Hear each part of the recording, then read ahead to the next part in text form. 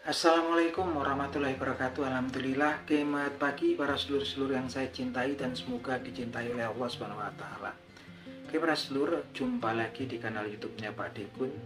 Jadi para sedulur, beberapa waktu belakangan ini memang tensi ataupun atmosfer politik di negeri kita agak menghangat ya teman-teman. Tensinya agak naik ya teman-teman. Karena apa? Memang sempat seperti terjadi banyak perbincangan di publik yang temanya itu saat ini yang lagi trending topik ya di media sosial, yaitu memang tema tentang dugaan keabsahan ijazah Presiden Republik Indonesia ke-7 ya. Dugaan ijazah palsu daripada mantan presiden kita yang ke-7 yaitu Bapak Joko Widodo, yang mana dugaan ini dilontarkan oleh tim TPUA ya, tim pembela ulama dan aktivis gitu kan.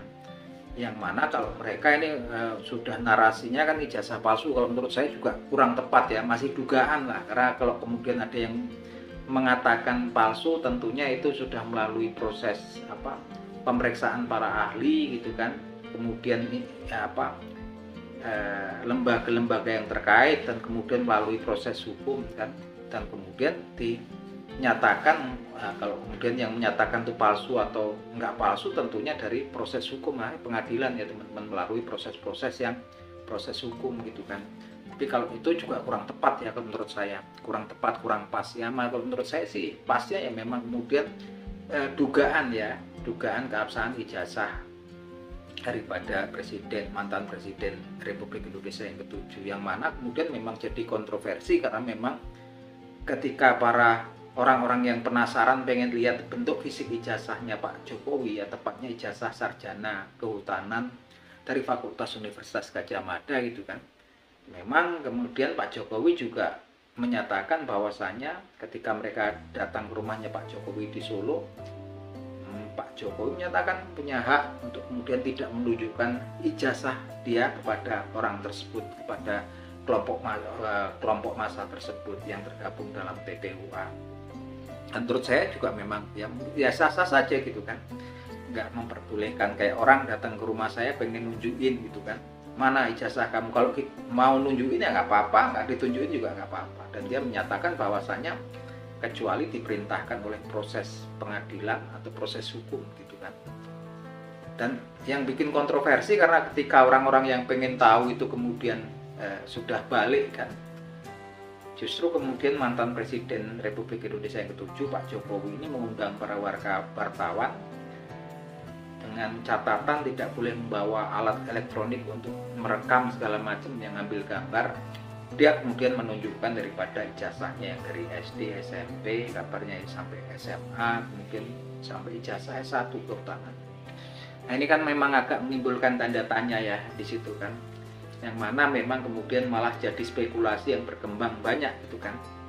Dan kemudian muncul sekelompok pengacara advokat dari Solo yang diketuai oleh Bapak Dr. Muhammad Taufik ya, yang kemudian juga menggugat justru mempertanyakan keabsahan ijazah nggak cuma S1-nya, juga ijazah SMA ya, yang memang beliau dikabarkan lulus dari SMAN 6 Solo.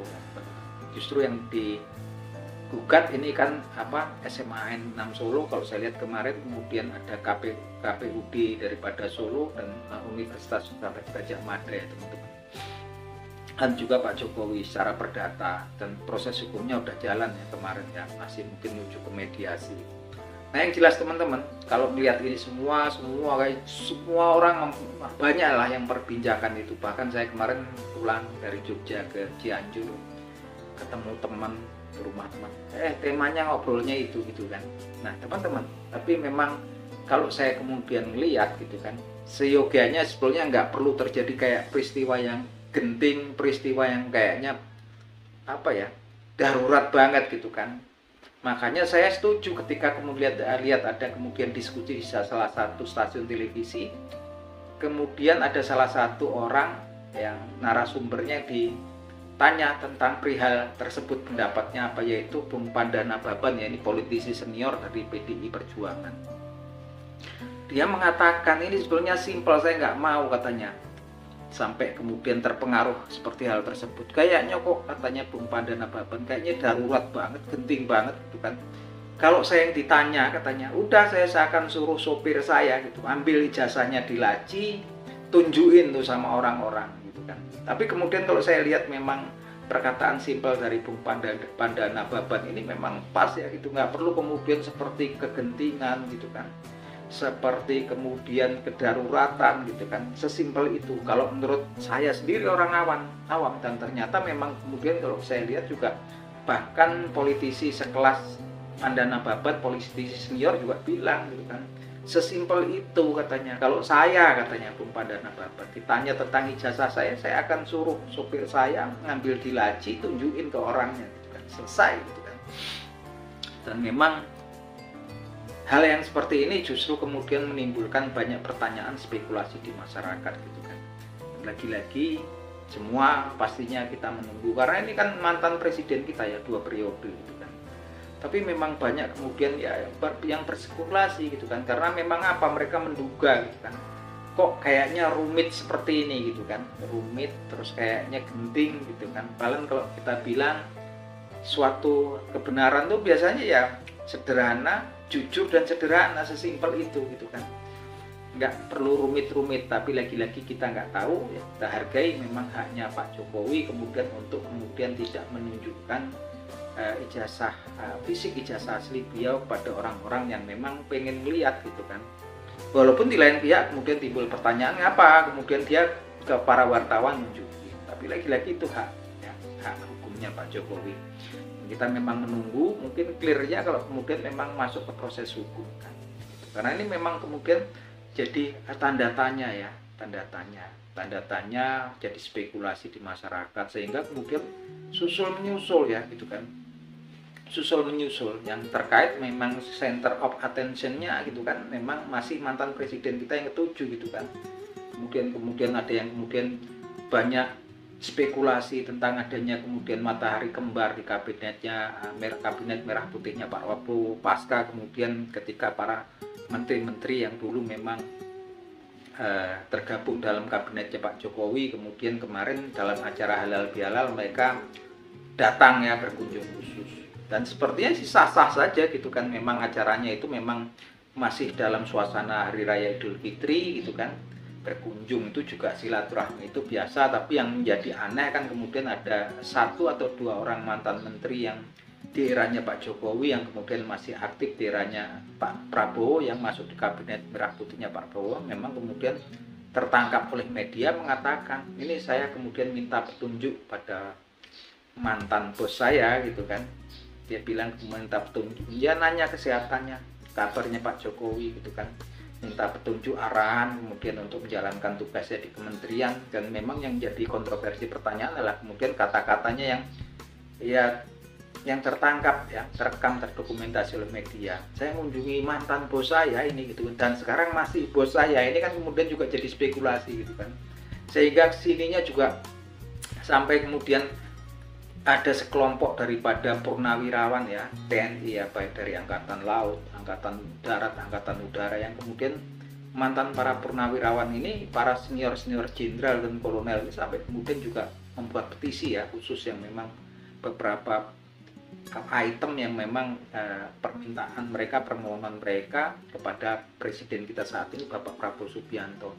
Saya nggak bayangkan gitu kan, di tengah kemudian saat ini memang resesi ekonomi secara global ya gitu kan, memang ekonomi dunia lagi nggak baik-baik aja gitu kan, dikala kemudian di dalam negeri juga nilai tukar rupiah itu melemah terhadap dolar. Tentunya barang-barang yang impor, bahan-bahan yang impor kayak kedelai, jagung yang kita juga mengimpor dari luar, pastinya kedepannya juga pasti akan ada kenaikan. Dan Pak Prabowo memang punya PR ya, PR-nya juga berat di tengah dia memang kemudian dihadapkan dengan masalah-masalah pelik ya di negeri kita, belum kemudian warisan hutang negara dari pemerintahan presiden yang pemerintah yang sebelumnya gitu kan. Kemudian ditambahin lagi yang hal-hal yang seperti ini gitu kan, saya nggak ngerti gitu kan. Harusnya kita semua itu ya, kalau menurut saya ciptakan suasana yang tentram gitu, sehingga bisa mendukung presiden kita yang ya suka nggak suka dia yang terpilih, dia pimpinan kita Prabowo saat ini. beri kepercayaan pada Pak Prabowo Subianto dan ciptakan situasi atmosfer politik, atmosfer kondisi politik di negeri kita itu yang antrem, tenang gitu kan. Bisa kita lihat ya, pasca kemudian Pak Prabowo kemarin kemudian berkunjung silaturahmi ke rumahnya Ibu Hajah Megawati Soekarno Putri, Ketua Umum PDI Perjuangan, kan juga dari PDIP sekarang kayak saya lihat juga jarang ya tokoh-tokohnya yang ini yang biasa muncul di podcast yang jarang redam, karena itu memang saya acungin jempol ya, dari PDIP dukungannya luar biasa kepada Pak Prabowo untuk kemudian menciptakan stabilitas politik yang mana memang PR saat ini, pemerintahan saat ini berat ya, di tengah kemudian ada tanggungan hutang negara yang besar yang memang akan jatuh tempo gitu kan, dan memang kemudian dikala masalah ekonomi dan masalah geopolitik dan geoekonomi secara global juga bermasalah, berdampak ke negeri kita gitu kan. Ya itu tentunya PR berat dari Pak Prabowo Subianto, presiden kita. Siapapun dia kalau menurut saya, siapapun dia, suka nggak suka ya, dia presiden kita saat ini. Harus kemudian kita dukung, seluruh elemen mendukung, bukan kemudian menimbulkan ya kalau menurut Bang Pandana Baban tadi ya, hal-hal yang sepele jadi seperti hal yang darurat dan hal yang memang kritis gitu kan ya. Tapi itu lagi-lagi pandangan orang awam kayak saya. Nah kalau menurut teman-teman gimana masalah-masalah yang terjadi belakangan ini, mungkin teman-teman bisa ngasih pendapat analisanya di kolom komentar. Nah itu aja teman-teman obrolan pagi hari ini dengan kanal YouTube-nya Pak Digun. Yuk, salam seduluran.